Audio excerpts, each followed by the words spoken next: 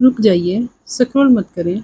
اگر آج آپ کی زندگی ویسی نہیں جیسی آپ نے خوابوں میں دیکھی تھی، تو یہ ویڈیو شاید اللہ نے آپ تک کسی وجہ سے پہنچائی ہے۔ کبھی کبھی ہم سمجھتے ہیں کہ سب کچھ ختم ہو گیا ہے، لیکن حقیقت یہ ہے کہ اللہ ہمارے لیے ایک بہتر راستہ تیار کر رہا ہے۔ اچھا چلے، میں آج آپ کو ایک کہانی سناتی ہوں۔ ایک نوجوان تھا، اس کا خواب تھا کہ اچھی ملازمت ملے، گھر بنے اور والدین کو خوش رکھے۔ اس نے بہت محنت کی، لیکن ہر جگہ ناکامی ملی۔ وہ ہر رات روتا اور اللہ سے دعا کرتا۔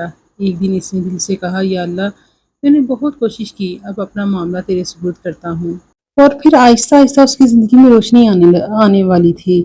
اللہ تمہیں وہ سکون دینے والا تھا جس کے لیے تم نے کئی راتیں جاگ کر دعا کی تھی۔ صبر کی گھڑیاں اب بدلنے والی تھی۔ اللہ تمہیں وہ خوشی دینے والا ہے جو تم صرف اس کے سامنے رو کر مانگی تھی۔ تمہارا انتظار اب ختم ہونے والا تھا، بس اپنے دل کو مضبوط رکھنا اس کے لیے ایک جذبہ بن گیا تھا۔ اور چند مہینوں بعد اسے ایسی جگہ کام ملا جہاں اس کی عزت بھی تھی، سکون بھی تھا اور رزق بھی پہلے سے بہتر تھا۔ بعد میں اسے معلوم ہوا کہ جن جگہوں پر وہ پہلے جانا چاہتا تھا وہاں کمپنی بند ہو گئی تھی اور بہت سے لوگ بے روزگار ہو گئے تھے۔ اسی وقت اس کی آنکھوں میں آنسو آ گئے اور اس نے کہا، یا اللہ، اگر میری ہر دعا فوراً قبول ہو جاتی تو شاید میں آج اس مصیبت میں ہوتا۔ واقعی تیرا فیصلہ میرے فیصلے سے بہتر تھا۔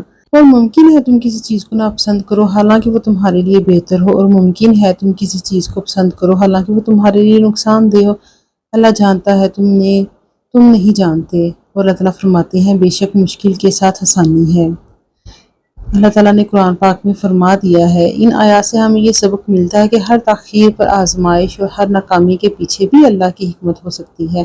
اگر آج آپ پریشان ہیں تو اللہ سے اپنا تعلق مضبوط کریں، نماز کی پابندی کریں، دعا کرتے رہیں اور امید کا دامن نہ چھوڑیے۔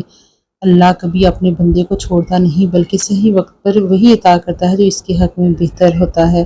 اگر یہ بات آپ کے دل کو لگی ہو، اچھی تھوڑی سی بھی، تو اس ویڈیو کو آگے ضرور شیئر کریں۔ ہو سکتا ہے کسی مایوس انسان کے لیے امید کی ایک نئی کرن بن جائے۔